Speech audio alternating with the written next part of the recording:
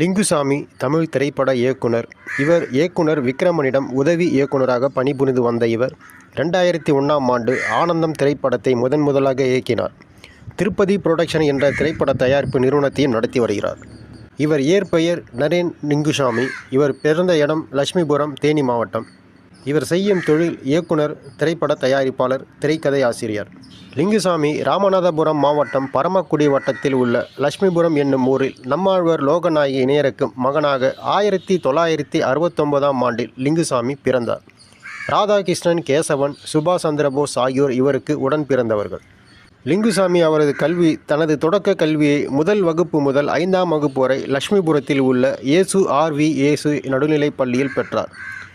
1970ஆம் ஆண்டில் பின்பகுதியில் லிங்குசாமியின் குடும்பம் திருவாரூர் மாவட்டத்தில் உள்ள குடவாசல் என்னும் ஊருக்கு குடிபெயர்ந்தார். எனவே லிங்குசாமி தனது நடுநிலைப் பள்ளி கல்வியை 6, 7, 8ஆம் வகுப்புகள் மூலக்குடியில் உள்ள தூய வளனார் பள்ளியில் பெற்றார்.